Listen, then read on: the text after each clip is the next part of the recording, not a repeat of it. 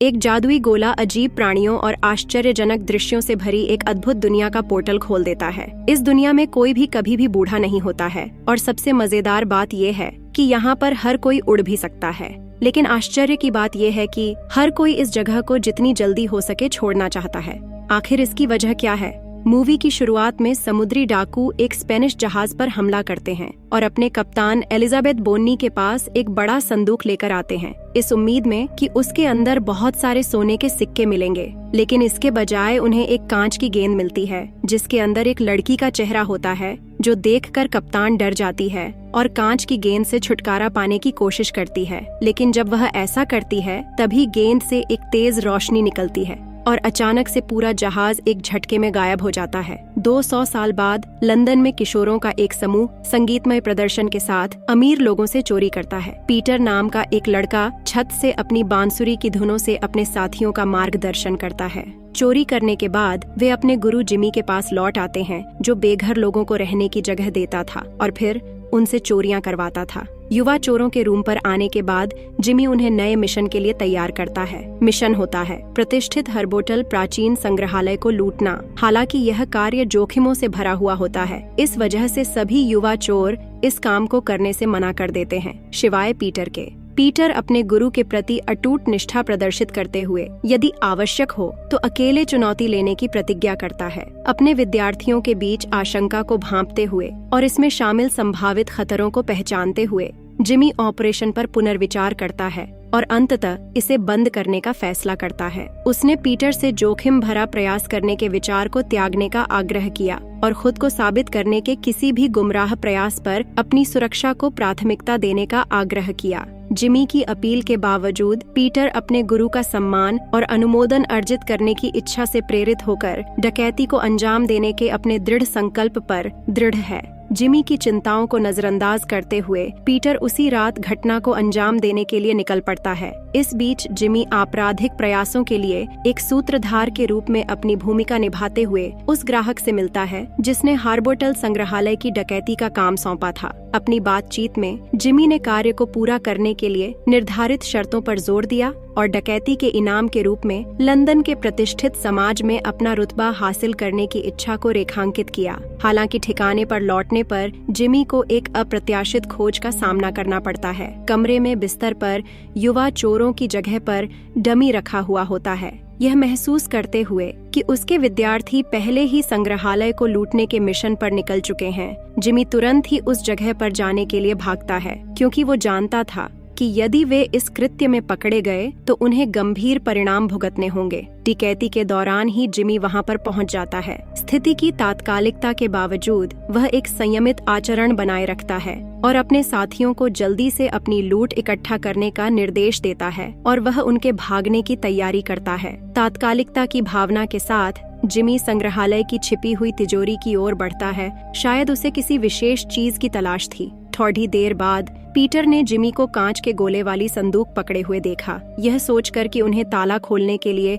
चाबी की जरूरत है, पीटर उन्हें लाने जाता है। हालांकि जिमी बिना किसी उपकरण के संदूक को खोलने में सफल हो जाता है और कांच का गोला निकाल लेता है। इसकी जांच करते समय वह गलती से इसे गिरा देता है, जिससे प्रकाश की तेज चमक पैदा होती है। थोड़ी देर बाद जब पीटर वापस लौटा तो न तो जिमी और न ही उनके दोस्त वहां थे। भ्रमित और चिंतित पीटर कांच के गोले को वापस अपने ठिकाने पर ले जाता है। कुछ ही समय बाद एक ग्राहक गोला लेने के लिए आता है, लेकिन यह सुनकर कि जिमी कहीं गायब है, वो तुरंत ही वहां से चल जाता है। पीटर ग्राहक का उनकी हवेली तक पीछा करता है।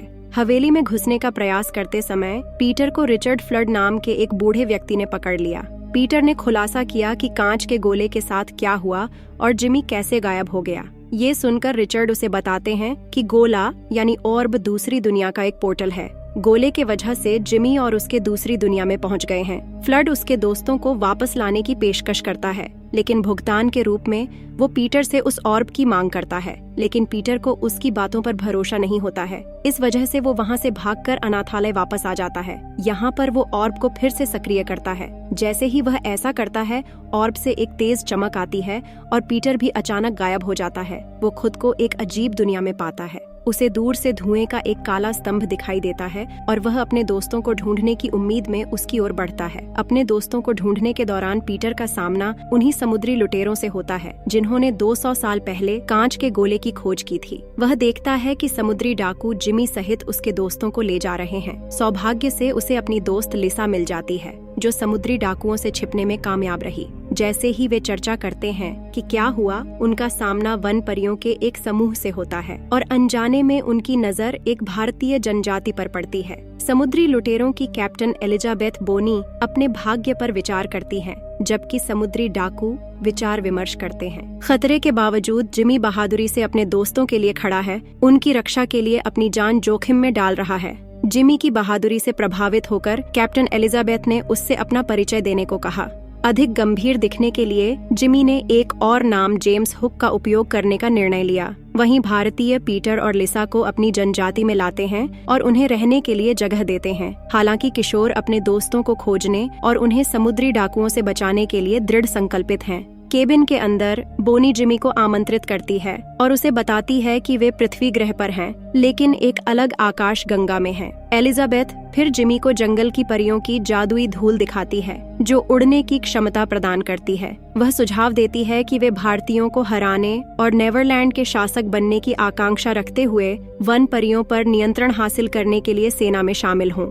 एलिजाबेथ अपने स्त्री आकर्षण का उपयोग करके जिमी को और अधिक मनाने की कोशिश करती है। इस बीच पीटर वन परियों और जलते जंगल का सपना देखते हुए एक झूले में सो जाता है। हालांकि वह जल्दी ही जाग जाता है। वो अपने दोस्तों के बारे में सोचकर काफी चिंतित हो जाता है। मुखिया की बेटी अय्या पीटर की चिंता को देखती है और उससे रुकने का आग्रह करती है और उसे चेतावनी देती है कि अगर वह अपने दोस्तों को बचाने की कोशिश करता है तो उसे खतरे का सामना करना पड़ेगा। लेकिन पीटर ने हार मानने से इनकार कर दिया और लिसा के साथ मछली पकड़ने वाली नावों में छिपकर भागने की योजना बनाई।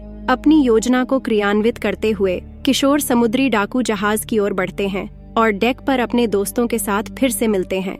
हालांकि पीटर को पता चलता है कि जिमी गायब है और वो उसे बचाने के लिए वापस जाने का फैसला करता है।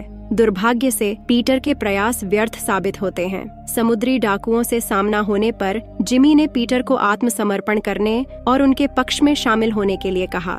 जिमी पर भरोसा होने के बावजूद पीटर को एहसास हुआ कि उसे धोखा दिया गया है और वह बचने के लिए पानी में कूद गया। जैसे ही पीटर नाव की ओर तैरता है, उसका दोस्त फॉक्स उसे बचने के लिए उसके पीछे जाता है, लेकिन एक समुद्री डाकू उसे बुरी तरह से चाकू मार देता है। जिमी द्वारा पीटर की रक्षा करने की कोशिशों के बावजूद स्थिति बिगड़ गई, जिसके कारण पीटर अपने गुरु को छोड़कर तैरकर दूर चला गया। भारतीयों के पास लौटने के बाद पीटर स्थिति की पूरी जिम्मेदारी लेते हुए अपने भागने के परिणामों को स्वीकार करता है। जनजाति के मुखिया को पीटर के सपनों के बारे में पता चलता है और वह उससे अपने सपनों के आधार पर चित्र बनाने के लिए कहता है। जब पीटर अपने एक चित्र में लबादे पहने एक आदमी को बनाता है, तब वो उस आदमी को पहचान जाता है। वह घर का रास्ता खोजने की उम्मीद में आगे जांच करने का फैसला करता है। इस बीच बोनी और जिमी एक मानचित्र का अध्ययन करते हैं, जिसमें भारतीय जनजाति तक जाने के लिए एक मार्ग का पता लगाने का प्रयास किया जाता है। पीटर और अय्या समुद्री डाकुओं को एक सुराग देते हैं। अनजाने में उन्हें गुप्त मार्ग की ओर ले जाते हैं। समुद्री डाकू पीटर पर दूरबीन से नजर रखते हैं, लेकिन पीटर को इस बात की जानकारी नहीं होती है। जैसे ही रात होती है, पीटर अपनी बांसुरी पर एक परिचित धुन बजाता है और एक वन परी को बुलाता है। परी नवयुवकों को संकेत देती है और उन्हें अपने पीछे चलने के लिए प्रेरित करती है, इस उम्मीद से कि वह उन्हें लबादे वाले आदमी तक ले जाएगी। जैसे ही भोर होती है, उनके सामने एक दीवार नजर आती है जो जड़ों और पेड़ बना होता है। यहाँ तक कि पूरा शहर भी पेड़ों और जड्ढों से बना हुआ होता है। ये जगह काफी सुनसान दिखाई दे रहा होता है। थोड़ी देर बाद उनका सामना लबादे पहने एक आदमी से होता है और ये आदमी और कोई नहीं बल्कि डॉक्टर फ्लड होते हैं, जिनसे पीटर पहले पृथ्वी पर मिल चुका था। डॉक्टर फ्लड ने ऑर्ब को बनाने और गलती से दूर के ग्रहों के बीच एक पोर्टल खोलने की बात कबूल की, वह किशोरों को घर लौटने में मदद करने और इस दुनिया में आगे की अनपेक्षित यात्रा को रोकने का वादा करते हैं। डॉक्टर फ्लड उन्हें अपनी प्रयोगशाला दिखाता है और उन्हें अपने सहायक टिंकरबेल से मिलवाता है, जिसने पहले किशोरों को शहर में मार्गदर्शन किया था। अंत में फ्लड एक संदूक से एक कांच की गेंद निकालते हैं और पीटर को उसके घर जाने के लिए आमंत्रित करते हैं। लेकिन तभी अप्रत्याशित रूप से एक घंटी बजती है और प्रोफेसर अपनी योजना बदल देता है, क्योंकि शहर में पीटर का पीछा करते हुए डाकुओं का समूह भी आ चुका होता है। फ्लड समुद्री डाकुओं और उनके नेता जिमी को बड़े हॉल में आमंत्रित करते हैं, इस उम्मीद में कि वे शांति से मामले सुलझा लेंगे। उनका सुझाव है कि वे वास्तविक दुनिया में वापस जाएं। लेकिन समुद्री डाकुओं की सरदारन बोनी को एहसास होता है कि वह इस नए समय में समुद्र की रानी नहीं बन सकती। इस वजह से वो इस जगह को छोड़कर नहीं जाना चाहती थी। वो फ्लड से ऑर्ब की मांग करती है, लेकिन जब फ्लड उसे ऑर्ब नहीं देता है तब वो उस पर बंदूक से फायर कर देती है। लेकिन फ्लड को कुछ नहीं होता है, क्योंकि असल में वहाँ पर फ्लड नहीं बल्कि उसका होलोग्राम होता है। फ्लड ने समुद्री डाकुओं को वहाँ से जाने के लिए कहा, लेकिन उन्होंने उसके होलोग्राम पर गोलीबारी शुरू कर दी, जिससे हॉल में आग लग गई। पीटर फ्लड की मदद करने की कोशिश करता है, लेकिन फ्लड उसे आर्ब्स की रक्षा करने के लिए वहाँ से भेज देता है। वहीं खुद डाकुओं से लड़ने लगता है। लड़ाई के दौरान बोनी प्रोफेसर को जान से मार देती है। वहीं दूसरी तरफ जिमी ऑनर्ब्स को पाने के लिए पीटर के पीछे जाता है। पीटर अपने गुरु जिमी को रोकने की कोशिश करता है, लेकिन जिमी बहुत मजबूत होता है। जिमी पीटर को रोकता है और उसे बताता है कि उसने वर्षों पहले पीटर की माँ से उसकी देखभाल करने का वादा किया था। इसी दौरान बोनी और उसके साथी डाकू भी वहाँ पर आ जाते हैं, जो पीटर को पकड़ लेते हैं। इसी दौरान वहाँ पर भारतीय मुखिया की बेटी भी आ जाती है। वो पीटर को बचाने के लिए बोनी को जादुई झील का रास्ता बताने के लिए तैयार हो जाती है, लेकिन पीटर उसे ऐसा नहीं करने देता। वह एलिजाबेथ को मारने की कोशिश करता है, लेकिन एलिजाबेथ उसके पेट में अपनी तलवार घुसा देती है, जिससे पीटर की मौत हो जाती है। परियां पीटर के शव को जंगल में ले जाती है। जिमी कुछ समय के लिए पीटर का शोक मनाता है। फिर वो लंदन वापस जाने और रुतबा हासिल करने के लिए परियों को पकड़ने का फैसला करता है। परियों ने पीटर को जादुई झील में डाल दिया, जिससे वह तुरंत जीवित हो गया। टिंकरबेल पीटर से कहती है कि वह अब उनके जैसा है और उन्हें उसकी मदद की जरूरत है। वे चाहते हैं कि वह अपनी उड़ने की क्षमता का उपयोग एक गोला चुराने के लिए करे, जिससे उनकी दुनिया में फंसे हर किसी को घर भेजा जा सके। परियां पीटर को दिखाती हैं कि उनकी दुनिया कैसे पीड़ित है और वह गोला लौटाकर इसे कैसे समाप्त कर सकता है। इस बीच जिमी एक समुद्री डाकू बन जाता है और अपना अधिकार दिखाने के लिए स्टार्की से लड़ता है। वहीं पीटर तेजी से उड़ना सीखता है ताकि वह जल्द से जल्द जहाज तक जा सके। रात में पीटर को पिछली घटनाओं के बारे में बुरे सपने आते हैं। सुबह में वह उड़ दहजते हुए जहाज पर जाता है, जो देखकर लुटेरे डर जाते हैं। वो समुद्री लुटेरों से कांच का गोला वापस करने की मांग करता है, लेकिन वे उसकी मदद नहीं कर सकते, क्योंकि बोनी ने एक परित्यक्त द्वीप पर गोला छिपा दिया था। वह उन्हें एक विशाल मकड़ी के जाल से होते हुए एक गुप्त मार्ग से ले जाती है। पीटर अपने दोस्त को तो छुड़ा लेता है, लेकिन खुद मकड़ी की जाल में फंस जाता है। बोनी उसे पकड़ लेती है और समुद्री लुटेरों को उसकी मकड़ी के काटने का इलाज करने का आदेश देती है, ताकि वह उसे जादुई झील के बारे में बता सके। आया पीटर के दोस्तों के पास पहुंचती है और उन्हें बताती है कि क्या हुआ था। वे इस बात पर बहस करते हैं कि क्या पीटर की मदद की जाए या चीजों को वैसे ही छोड़ दिया जाए जैसे वे हैं। उनमें से एक कर्ली पीटर की मदद करने का विरोध करता है। अपनी ताकत साबित करने के लिए उसने मगरमच्छ के शिकार का नेतृत्व करने का फैसला किया। कर्ली अकेले मगरमच्छ को नहीं हरा सकता, इस वजह से उसके दोस्त और जनजाति के सदस्य उसकी मदद करते हैं। शाम को जब वे शिकार को काट रहे थे, तब कर्ली को अपनी गलती का एहसास होता है और वह वहाँ से चला जाता है। वहीं दूसरी तरफ जिमी को अपनी गलती का एहसास हो जाता है। वो पीटर को बताता है कि बोनी उसे या पीटर को नहीं छोड़ देगी, इसलिए उसने पीटर को बचाया और उसे घर ले जाने का वादा किया। जिमी ने पीटर को आश्वासन दिया कि वे समुद्री डाकुओं से अलग हो गए हैं और उन्हें बस बाहर निकलने का रास्ता खोजने की जरूरत है। पीटर जिमी पर भरोसा करता है और उसे एक गुप्त मार्ग से ले जाता है, लेकिन जब जिमी गार्ड बंद कर देता है और समुद्री डाकू सामने आ जाते हैं, तो पीटर को एहसास होता है कि उसके साथ धोखा हुआ है। विद्रोही वन परियों के क्षेत्र में प्रवेश करते हैं। बोनी परियों को डराने के लिए जंगल में आग लगाने का आदेश देती है। जिमी ने पीटर को उन्हें स्रोत तक ले जाने का आदेश दिया और इनकार करने पर अधिक नुकसान पहुंचाने की धमकी दी। मजबूरीवश पीटर सेना का नेतृत्व करता है। इसी दौरान भारतीय परियों की रक्षा के लिए एकत्र होते हैं, लेकिन उन्हें बहुत देर हो चुकी होती है, क्योंकि बोनी परी बनने की कोशिश में जादुई धूल में गोता लगाती है। लेकिन वो कुछ समय के लिए ही पारी बन पाती है, क्योंकि एलिजाबेथ का काला दिल उसे नष्ट कर देता है। जिमी गुस्से में पीटर पर हमला कर देता है। यहाँ पर जिमी पीटर को बताता है कि उसने ही उसके पिता की हत्या की थी। जिमी की ये बात सुनकर पीटर शॉक हो जाता है। इसी दौरान भारतीय वहाँ पर आ जाते हैं और तीरों से समुद्री डाकुओं को रोकते हैं।